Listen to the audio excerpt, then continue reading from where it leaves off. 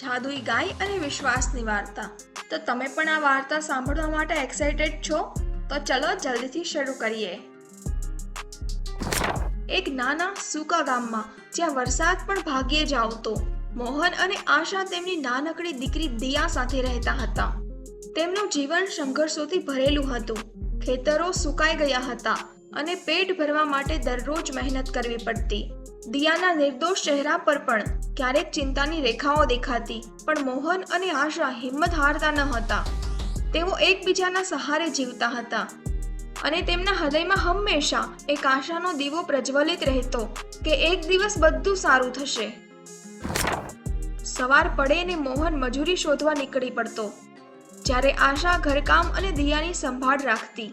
ઘણીવાર ખાવા માટે પૂરતું અનાજ નહોતું મળતું અને દિયાને ભૂખી સુવડાવી પડતી. ત્યારે તેમના હૃદયમાં ઊંડો દુખાવો થતો. ગામના લોકો પણ તેમની જેમ જ મુશ્કેલીઓનો સામનો કરી રહ્યા હતા. સૌ એકબીજાને મદદ કરતા, પણ ગરીબીનો બોજ એટલો ભારે હતો કે કોઈને કોઈ રસ્તો દેખાતો ન હતો.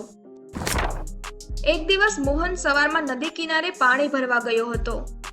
ત્યાં તેણે એક અનોખી ગાયને જોઈ. તેનો રંગ દૂધ જેવો સફેદ હતો અને તેની આંખોમાં એક અજબ ચમક હતી. ગાય ખૂબ જ શાંત અને સુંદર હતી, પણ તે ક્યાંથી આવી હતી તે કોઈ જાણતું ન હતું. મોહનને થયું કે કદાચ તે કોઈ રસ્તો ભૂલી ગઈ હશે. તે ગાયને પોતાના ઘરે લઈ આવ્યો. આશાને પણ આશ્ચર્ય થયું. ગાયના આવવાથી ઘરમાં એક અજબ શાંતિ છવાઈ ગઈ. તે દિવસે આશાએ જોયું કે ગાયે જે દૂધ આપ્યું તે રોજ કરતાં ઘણું વધારે હતું અને તેનો સ્વાદ પણ અદ્ભુત હતો. દિયાએ દૂધ પીધું અને તેને તરત જ તાકાત આવી ગઈ હોય તેવું લાગ્યું. મોહન અને આશાને આશ્ચર્ય થયું. બીજા દિવસે પણ એવું જ થયું. ધીમે ધીમે ગાયના દૂધથી તેમની તબિયત સુધરવા લાગી. ગાયના આવવાથી તેમના ઘરમાં જાણે ખુશીઓ પાછી ફરી રહી હતી. દિયા હવે ખુશ રહેતી. તેના ચહેરા પર હાસ્ય પાછું આવ્યું હતું. મોહન અને આશાને લાગતું કે આ ગાય કોઈ દેવીનો અવતાર છે જે તેમને મદદ કરવા આવી છે. તેઓ ગાયની ખૂબ સેવા કરતા. ગાય પણ તેમને ખૂબ પ્રેમ આપતી, જાણે તે તેમની પરિવારનો જ એક ભાગ બની ગઈ હોય. મોહન અને આશાએ વિચાર્યું કે આશીર્વાદ ફક્ત તેમના માટે જ નથી. તેઓએ ગાયનું દૂધ ગામના અન્ય જરૂરિયાતમંદ પરિવારો સાથે વહેંચવાનું શરૂ કર્યું. ધીમે ધીમે ગામમાં ખુશી અને શાંતિ પાછી ફરવા લાગી. લોકો ગાયને કામધેનુ કહીને બોલાવવા લાગ્યા. દરેકના ચહેરા પર આશાની ચમક દેખાતી હતી. પણ જ્યાં સુખ હોય ત્યાં ઈર્ષ્યા પણ આવે જ છે. ગામનો એક ધનિક પણ લોભી માણસ, કાંતિ, આ બધું જોઈ રહ્યો હતો. તેને થયું કે આ ગાય તેના હાથમાં આવી જાય તો તે ખૂબ પૈસા કમાઈ શકે. તેણે મોહનને ગાય વેચવા માટે લાલચ આપી, પણ મોહને ના પાડી. આ ગાય વેચવા માટે નથી, તે તો ભગવાનનો પ્રસાદ છે, મોહને કહ્યું. કાંતિએ હાર ન માની. તેણે ગાયને ચોરવાનો પ્રયાસ કર્યો, પણ દર વખતે તે નિષ્ફળ રહ્યો. ગાય જાણે કોઈ અદ્રશ્ય શક્તિથી સુરક્ષિત હતી. કાંતિએ ગામના કેટલાક લોકોને પણ પોતાની વાતોમાં ફસાવવાનો પ્રયાસ કર્યો. તેમને ગાયના જાદુઈ દૂધથી થતા ફાયદાઓ વિશે ખોટી વાતો કહીને ઉશ્કેર્યા. ગામમાં ધીમે ધીમે અવિશ્વાસ અને શંકાનું વાતાવરણ ફેલાવા લાગ્યું. એક રાત્રે દિયાને ઊંઘ નહોતી આવતી. તે ગાય પાસે ગઈ. ગાય તેની સામે જોઈ રહી હતી અને અચાનક ગાયની આંખોમાંથી પ્રકાશ નીકળ્યો. દિયાએ જોયું કે ગાયના ગળામાં એક નાનકડો લાલ દોરો બંધાયેલો હતો, જે પહેલા ક્યારેય નહોતો જોયો.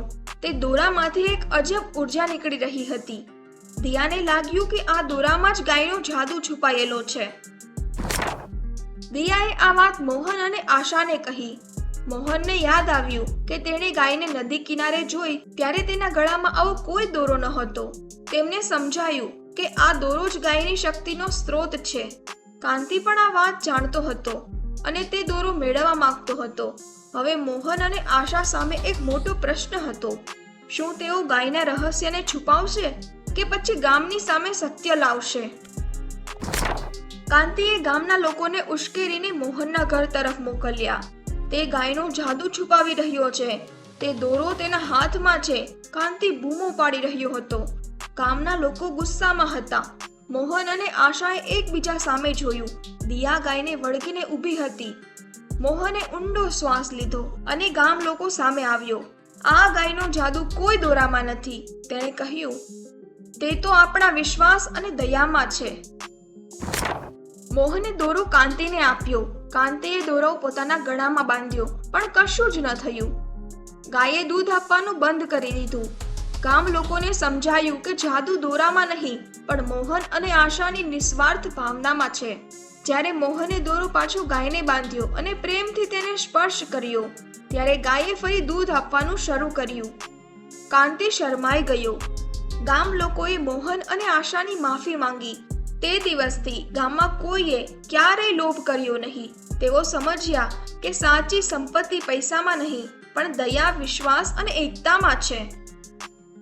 આ વાર્તા સાંભળીને તમારા વિચારો કમેન્ટ બોક્સમાં જરૂર જણાવજો. અને આવી જ રહસ્યમય અને અદ્ભુત વાર્તાઓ સાંભળવા માટે ચેનલને અત્યારે જ સબસ્ક્રાઇબ કરી લો, કેમ કે આવી જ વાર્તાઓ અમારી ચેનલ પર હંમેશા આવતી રહેશે, જે તમને કંઈક ને કંઈક નવું શીખવીને જશે. થેન્ક યુ સો મચ અમારી વાર્તાને અંત સુધી સાંભળવા માટે.